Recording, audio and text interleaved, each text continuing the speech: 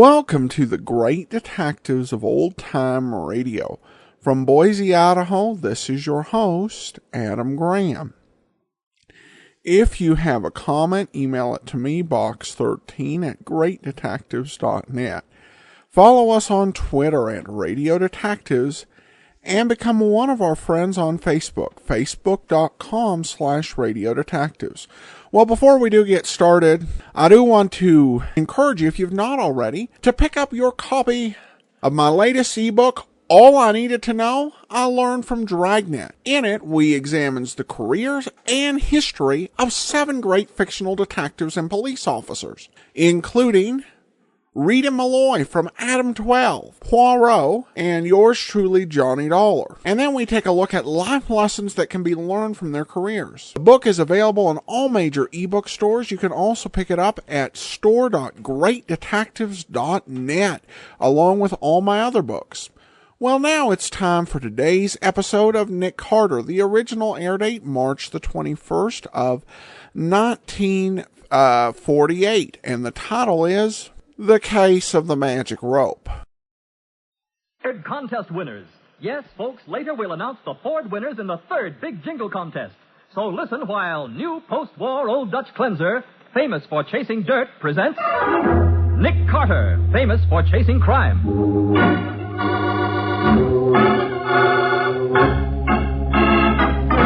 Every week at this time, 2 great names are joined as new post-war Old Dutch cleanser brings you one of the most resourceful and daring characters in all detective fiction, Nick Carter, Master Detective.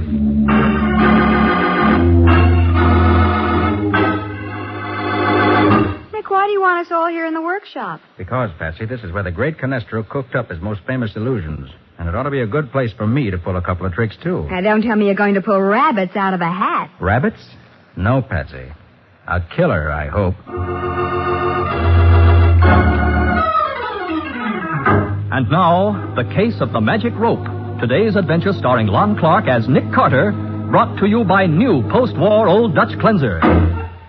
Tonight, at the Elton Theater, magicians from all over the country will compete for the Fulton Award, a $10,000 prize for the best illusion of the year. But the greatest magician of them all, Carlos Canestro, will not be present. Confined to a wheelchair since he's now a leading contender for the Fulton Award. You know, Alma, I suggested the idea of the Magician's Award to Mr. Fulton myself, but I did not think he would take me seriously. Why not? He can afford it. With all his millions, he certainly can. Funny how so many people take up magic as a hobby, isn't it? With Fulton, it is more than a hobby. It is an obsession. But all he's ever learned is a little sleight of hand. But let him get on a stage, and he's as happy as if he had made another $1 million in the stock market. Oh, Carlos, I've simply got to win that $10,000 prize tonight. Perhaps you should have this. That piece of rope? That piece of rope, my dear, will mystify the world. It is the most spectacular illusion of my whole career. Oh? How does it work? No. That is Canestro's secret. When I return to the theater... You expect to work again? But of course I do. I'll be out of this wheelchair very soon now. Well, that's good news. Alma, you will tell me what happened to me the night of the accident? It was the equipment, wasn't it? The equipment was all right, Carlos. You slipped, that's all. But I couldn't have. I had done that trick 1,000 times. Why did I fall through that trap door, Alma? Why? Carlos, you mustn't get excited. It's bad for you. See how your hands are trembling. Here. Let me hold them in mine for a moment. There now. I beg your pardon. Mrs. Canestro. Carlos, dinner is ready. Wheel yourself into the dining room, will you? I want to say something to Alma. Very well, Catherine. Come back again soon, Alma. What I have to say won't take long, Alma. Mrs. Canestro, what you saw didn't mean a thing. I don't want to hear any lies. You've been in love with my husband for years. Oh, that's ridiculous. If you weren't so crazy I told jealous... you never to come here. Now get out. And don't come back or... Or what? You'd better be pretty nice to me, Mrs. Canestro, or I might tell the newspapers exactly why Carlos fell that night. And you wouldn't want that, would you?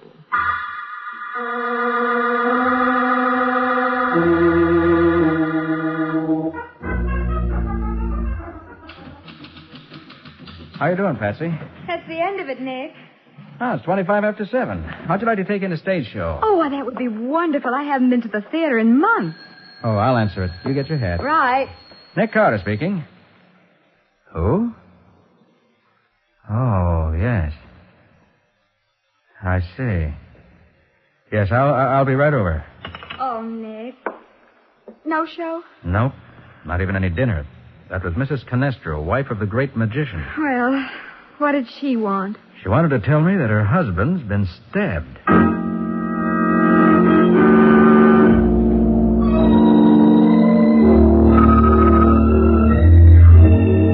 He's been dead for at least 2 hours. Mrs. Canestro, when did you find the body? Only a few minutes ago, I opened the door, and there he was with that knife in his chest. You ever seen this knife before? Yes, it was part of Carlos' magic act.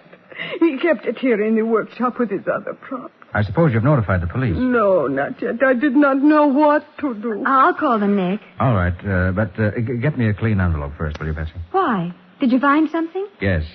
Canestro evidently tried to put up a fight. Oh? The fingernails in his right hand are broken as if something had been torn out of his hand. And these bits of fiber were under his nails. Why, they look like the stuff they make rope out of. That's what I thought. Here, put them in the envelope. Rope? The rope trick, Mr. Carter, it is gone. What rope trick? It is an illusion Carlos was working on. He wouldn't tell me how it worked, but he said it was the most spectacular trick he'd ever created. It was here on this desk only this afternoon. Ah, a trick as good as that would be worth a fortune to any magician. That must have been what he was shouting about. Shouting? What do you mean? Well, we had an early dinner, and I went up to my room about 6. Yes? And a few minutes later, I heard Carlos screaming at someone. He was in a rage. I didn't think anything about it at the time. Carlos was always excitable. You remember what he said? He was shouting, "No, you cannot have it. No one can have it." And you haven't any idea whom he was talking to? No, I haven't. People were always dropping in. He'd go to the door in his wheelchair and let them in himself. That is how Alma Whiting got in this afternoon. Alma Whiting? Yes. Isn't she a magician, too? Yes, she was. She was here this afternoon. Maybe I better talk to her. You'll find her at the Elton Theater competing for the Fulton Award. Say, I read about the Fulton Award in the paper today. Yes. It's a $10,000 prize for the best magic trick of the year, isn't it? Yeah, maybe... It could not have been Alma. She left an hour before this happened. Just the same, Mrs. Canestro, she may be able to give us some information. Patsy, get that police call through right away. We're going to see a show tonight after all.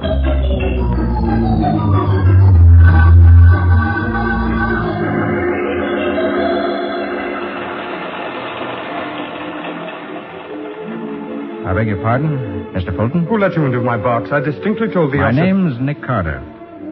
Nick Carter, the detective? That's right. This is my secretary, Patsy Bowen. How do you do? Well, I'm happy to meet you both, I'm sure, but what are you doing here? I'd like to talk with one of your performers, Alma Whiting. Thought perhaps you could tell me when the best time would be. But Elma's on in a few minutes. Is it something urgent? It is, if you call murder urgent. Murder? Carlos Canestro was stabbed to death about 6:30 this evening. Canestro? Stabbed? I can't believe it. Sorry, but he was. And Miss Whiting seems to be the last person who saw him alive. Mr. Fulton, tell me, have any of the magicians done a rope trick here tonight? A rope trick? No. Canestro dead, the greatest magician the world has ever known, dead. Well, can you take us backstage and introduce us to Miss Whiting? Oh, certainly. I'll take you back just as soon as Marvello finishes his act. He's nearly through. I have to stay and judge the contest tricks, you know. Thank you. And now, ladies and gentlemen, watch closely, please. This is the contest trick coming I up now. call your attention to this very familiar object I hold in my hand. A common, ordinary piece of rope. Hey, Nick, About 8 do you feet long. suppose Now, that watch rope could be the very one? Oh, closely, no. please. But I hope to find out before long.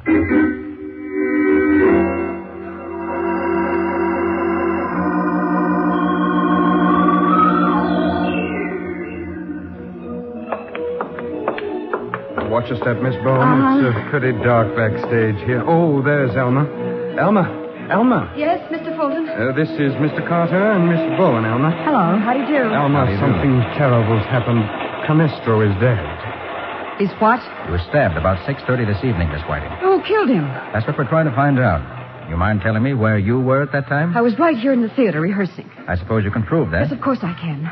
Marvello was here, too, and he saw me. If you think you're going to put the blame on me, you're out of your mind. What's the audience laughing at? Oh, that's the comedy magician going on after Marvello's act. Oh. Do you want to talk to Marvello, too, Mr. Carter? Yes, I do. I'll get him right away. Mr. Carter, I don't understand this. Why would anybody want to kill Carlos? Well, Mrs. Canestro thinks it was to steal a magic trick he just perfected. That's ridiculous, and she knows it. Nobody who knew Carlos would do a thing like that. Why not? Because he... Well, I mean, they'd know they couldn't get away with it. Why not? Look, I've got to check my props. I'll talk to you when the act's over. Is that all right? Okay, thanks. What do you think, Nick? There's something she isn't telling us, Bessie. And I don't know whether she's afraid of me or Hey, whether... I thought this was a magic show. What's the idea of the clown act? Comedy relief, I suppose. To kill time while they strike one act and set up the next. Mr. Carter, this is Marvello, one of our best magicians. Is it true the great Canestro is dead? Yes. You'll excuse me, won't you, Mr. Carter? I have to get back to my box before Elmer's act starts. Sure, go right ahead, Mr. Fulton. Marvello, what time did you get to the theater tonight? About 6 o'clock. Anyone see you here at 6? Certainly. I spoke to Miss Whiting as I came in. I see. You're her alibi and she's yours. What are you getting at? The solution to a murder, I hope. Marvello, where's the rope you used tonight? Why, I have it right here in my coat book. That's funny. Now, don't tell me it's disappeared. No, of course not. Oh, here it is in my left pocket. I thought it was in the right one, that's all. I see. Mind if I borrow it? Borrow my rope. For what? I'm sending it to the police laboratory. Police? Maybe this is the rope that'll kill Canestro's killer.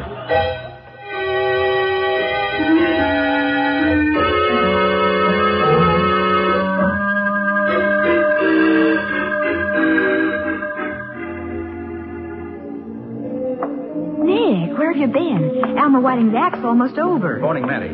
Asked him to send an officer over here to pick up that rope. Oh, are they going to make a comparison test? Yeah. And if those fibers we found under Canestro's fingernails are from the same rope that Marvello used, it'll show up... Nick, look. What? You may have another rope for the sergeant to pick up. Look what Alma's doing out there on the stage. Yeah, what's she doing up there on that platform? Let's listen. Ladies and gentlemen, your own representatives from the audience have examined this rope to be sure there is no trickery. They themselves have tied the rope firmly around my neck. 2 rope tricks tonight, You huh? have seen the rope tested with a heavy sandbag. You have seen with your own eyes that it does not reach within 8 feet of the floor. Hey, is she going to jump off that Also notice platform with the very rope around her neck? carefully, That's this has it. been done Of course, as soon as she falls, she'll be out of sight behind that Oh, screen. I'm glad it's her instead of me. My hands are securely tied as well as my feet. Looks like a good trick. This, too, has been done by the committee from the audience. If it's Canestro's rope trick, though, she may find this is only a rehearsal for the real thing.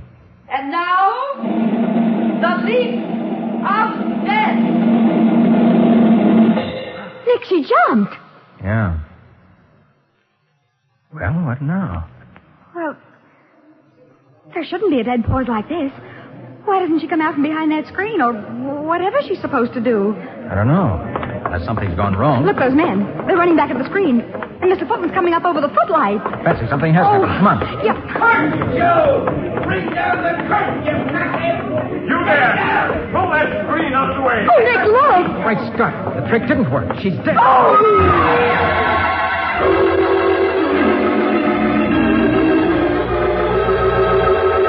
At the end of a rope, the rope which she hoped would win her the $10,000 Fulton Award, swings the lifeless body of Alma Whiting. We'll see what happens in just a minute.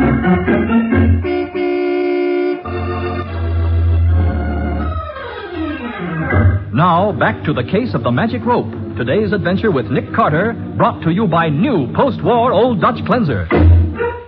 As the police clear the theater, the body of Alma Whiting is lowered to the stage, and Nick Carter begins his investigation. She's dead, all right. Her neck's broken. But, Nick, what happened? What went wrong? I don't know. Hey, does anybody here know this trick? How it was supposed to work? Yes, I do. Who are you? I'm Sam Foster. I do the comedy clown act. Well, what was the trick she tried to do? Well, she was supposed to jump off the platform onto the stage. But the rope was too short for her to reach the stage. I was watching when they tested it with the sandbag. I know, but there's about 5 foot of slack concealed in that crossbar the rope hangs from. Oh. Alma could release it by stepping on a foot switch on the platform. Then when she hit the floor, she could grab the rope and yank it tight with her hands to make it look as though she was suspended in midair. Uh-huh. The audience couldn't see her behind the screen, of course. But her hands were tied. Oh, no. She got them loose during the patter before she jumped.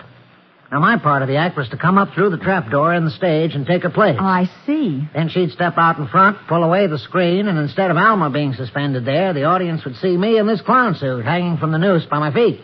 The whole thing took only about 5 seconds. Then the trouble must have been with that foot switch that was supposed to release the extra rope. Yeah, something must have gone wrong with it. Oh. Show me that switch, will you? Sure. Works by electricity. Here. See this wire running up the back of the platform to the... Hey, look. Nick, the wire's been cut. Well, for the second time tonight, Patsy, we're face to face with murder.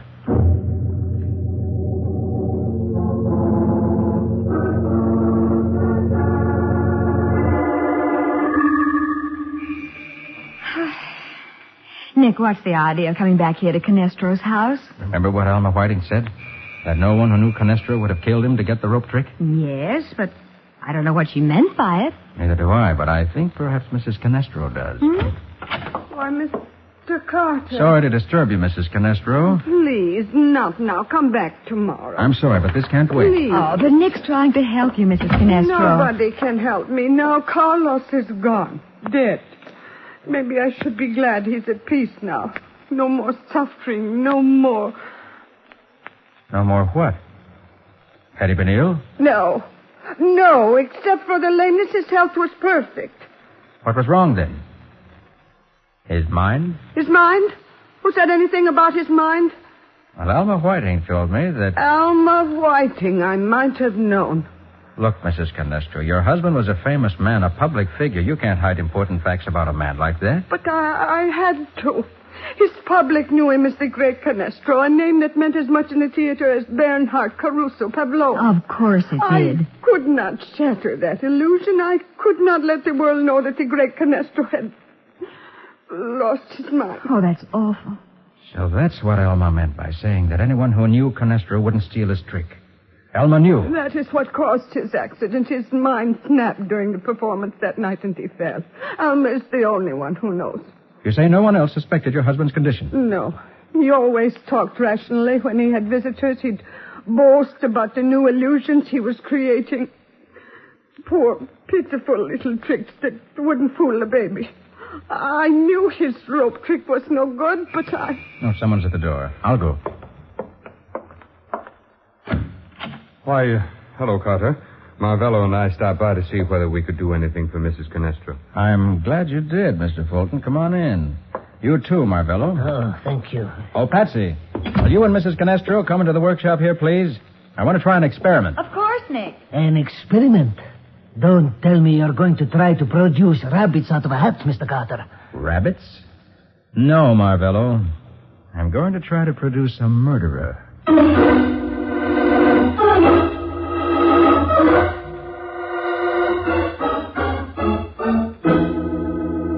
You mean you got us all here in the workshop just to tell us Canestro's rope trick was worthless, Mr. Carter? Well, I thought you might be interested in knowing it was worth about 50 cents, the cost of the rope itself. Then that proves I did not steal it. You saw my rope trick. You heard how the audience applauded. Marvello, I got a report from the police laboratory on that rope you used tonight. The fibers match those I found under Canestro's fingernails perfectly. What are you trying to say? I'm saying that your rope is the one that was stolen out of this room early this evening. The rope somebody killed Carlos Canestro for. No, I did not do it. It is a lie. I'll tell you who killed them. Mrs. Canestro did it. What? She was wildly jealous of Alma and Carlos. Everybody in the profession knew it. That is a lie. Then, after she killed him, it would have been easy enough for her to sneak backstage and cut the wire on that foot switch. A good theory, except for one thing. What's that? Alma Whiting left me to check her props just before I talked to you, Marvello. And she certainly wouldn't have overlooked testing anything as important as that switch. Her life depended on it. Naturally not. All right, then.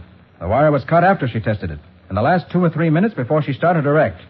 And at that time, we were all standing within a few feet of the platform that contained the switch. If Mrs. Canestro had been there, I'd have seen her. So you're trying to put the blame on me, huh? No, I'm not. You were talking to me all during that time. Then Marvello couldn't have done it. No, he couldn't. And nobody else was there except the stagehands. Well? I think we can count them out, Mr. Fulton. They'd have no reason to kill either Alma or Canestro. But that does not leave anyone but to... Nick, watch him. He's getting away. Stay where you are, Fulton. Carter, put away that gun. You don't seriously think that a man in my position... I don't think, Fulton. I know. Here, Patsy, you hold the gun while I frisk him. But this is ridiculous. I could buy and sell Canestro 100 times. Why should I steal anything from him? Because there are some things that money can't buy. And that rope trick was one of them. You're being silly. Am I? You're crazy about magic, Fulton. And when you couldn't buy that trick, you killed Canestro to get it. Has he got a gun, Nick? No, there's nothing on him. Keep him covered while I call a police car. Uh-huh. Police headquarters? And hurry. Oh, Patsy. Yes, Nick? Patsy, well, look at me for a minute. Yes, Nick? And you see any... Thanks. Oh, Nick! He got the gun away from me. Yes, thanks for looking at Carter instead of me, Miss Bowen. Now put down that phone, Carter. Okay. Guess I was kind of dumb, wasn't I? Yes, you were, and I'm in command now. But you killed Canestro, didn't you, Fulton? Yes, you were right about that. I thought so. I've always wanted to own one great trick, one real illusion that no one else had.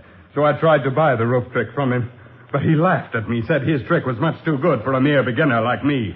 I flew into a rage... And grabbed the knife off the desk and stabbed him. Yes, he shouldn't have laughed. And after you found out the rope trick wasn't worth anything, you tried to put the blame on Marvello by planting the rope on him, didn't you? Naturally. When I brought Marvello across the stage to you, I took the rope he'd used out of his right coat pocket and put Canestro's rope in his left pocket. So it was you who tried to frame me. Yes, Marvello. Even Canestro couldn't have done a neater bit of sleight of hand than that. What about Alma, Fulton? When I switched the ropes on Marvello, I looked up and saw her watching me, so there was nothing else I could do. Oh. All right, what's your next trick? A disappearing act? Exactly. I'm going to lock you all in here while I take my leave. Stand away from that door, Carter. Sorry, Fulton, I'm not moving. Get away from that door, I'll put a bullet in you. You're not leaving this room, Fulton. Oh, Nick, please, he means it. I know he does. And so do I. All right, if that's the way you want it.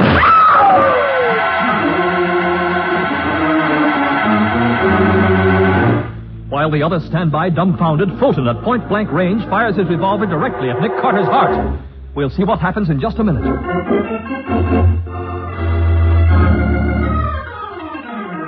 Now for the conclusion of the case of the magic rope. Today's adventure with Nick Carter, brought to you by new post-war Old Dutch cleanser. In the workshop of Carlos Canestro, world-famous magician, J.B. Fulton makes a desperate attempt to escape as he points a gun at Nick's heart and says... Get away from that door, Carter. I'll put a bullet in you. You're not leaving this room, Fulton. All right, if that's the way you want it. What? All right. You through playing with that gun, Fulton? You are. Please notice that I've got you covered with a revolver that shoots real bullets. Oh, Nick, for the love of Pete, what happened? That revolver Fulton has only shoots blank cartridges. I picked it up here in the workshop. It must be the gun Carlos used in his act. I guess it was, Mrs. Canestro, but Fulton didn't know it. Why, you dirty... Skip it, Fulton. All right, Patsy. Call headquarters and tell them to come here and pick up Fulton the Great.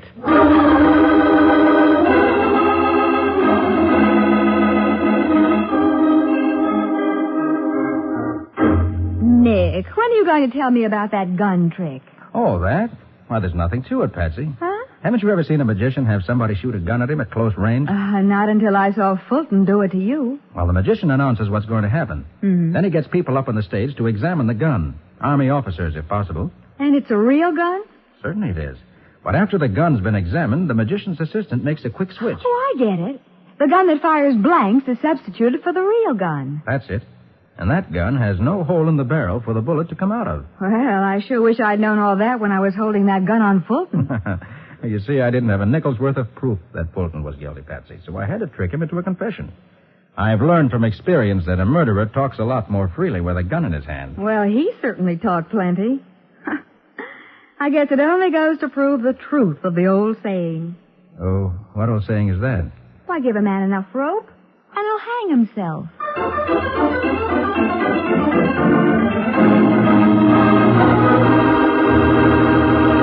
And now, the winners of the 4 1948 Super Deluxe Ford V8 four-door sedans in the third new post-war Old Dutch Cleanser Jingle Contest, which closed March 13th. Well, Nick, are you going to make the awards? Am I? Mike, I've been looking forward to this all week. Here are the folks who get those brand new 1948 Fords. Eileen Brassfield of 221 Emerson Avenue, Aspinwall, Pennsylvania. Mrs. Helen Hill McWilliams, in care of E.S. West of 167 Park Street, East Orange, New Jersey. Mrs. Robert L. Perry of 2314 West Adams Street, Phoenix, Arizona, and Mrs. Helen Jane Stage of 6926 Parnell Avenue, Chicago, Illinois. And let me add that I hope these lucky people get as much pleasure driving their Fords as I had in awarding them. Yes, to all these Ford and other prize winners, congratulations. And remember, we'll have more winners next week, so be sure to listen then.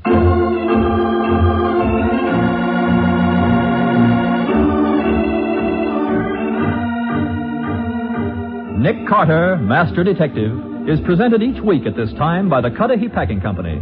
It is produced and directed by Jock McGregor and is copyrighted by Street and Smith Publications, Incorporated. Charlotte Manson is featured as Patsy. Today's script was written by Evelyn Goodman and Jim Parsons. Original music is played by Henry Silverne. This program is fictional, and any resemblance to actual persons, living or dead, is purely coincidental. This is Michael Fitzmaurice saying, when minutes count, use new post-war Old Dutch Cleanser. This is Andrew Rhines with OTRWesterns.com, where we stream live old-time radio westerns 24 hours a day, 7 days a week, with a special twist. You select the tracks that get to be played. We've got 1,000 different episodes from shows like Gunsmoke, Tales of the Texas Rangers, Escape, Gene Autry, and many more. Come check us out at OTRWesterns.com/live. Again, that's OTRWesterns.com/live. You're listening to The Great Detectives of Old Time Radio with Adam Graham, and now let's get back into the show.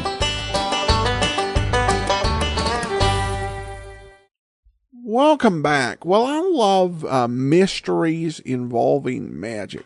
It's really hard to mess those up.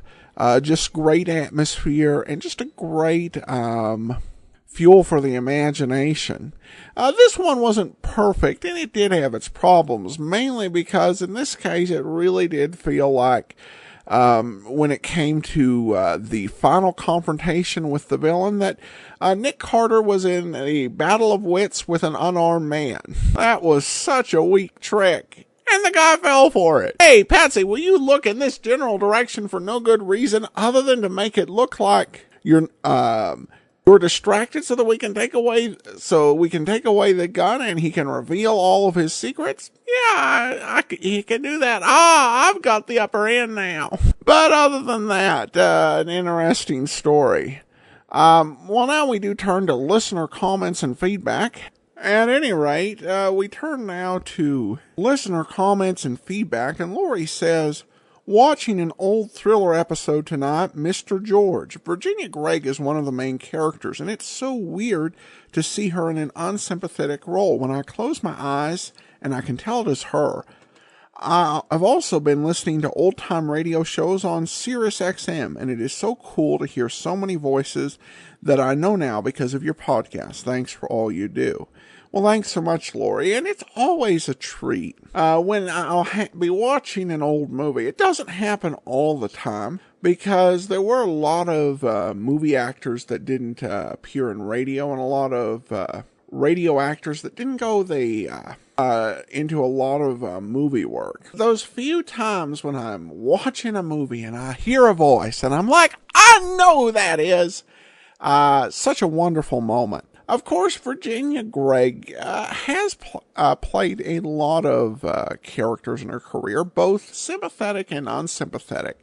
She played a lot of femme fatale roles in things like Pat Novak for Hire, and even in Johnny Bowler, her role in the Lamar Matter. But I think it's the more positive roles that do stick out in people's minds. Because when I think about the less sympathetic ones, I think of some of her ones where she played on Dragnet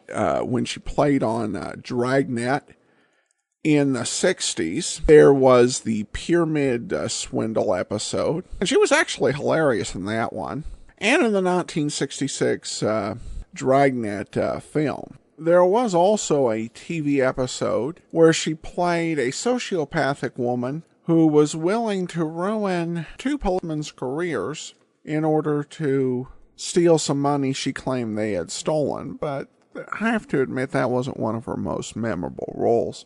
I mean, she was capable of doing so many roles very competently and very well. But I think it is probably the ones that really stand out in my mind are things like the Raz Mustn't Matter and the Meg's Palace Matter. And of course, there was her performance actually in 2 roles in the Nick Shern Matter. And of course, Brooksy on Let George Do It, or Helen Asher on Richard Diamond. Yeah, she could do a lot of other things, and she could be a femme fatale any given episode. But it's probably the more heartwarming performances and humorous ones that really stand out in my mind. Well, thanks so much for the comment, Lori. We'll be back tomorrow with yours truly, Johnny Dollar. Next Thursday, another episode of Nick Carter. In the meantime, send your comments to box13@greatdetectives.net. Follow us on Twitter @Radio Detectives and become one of our friends.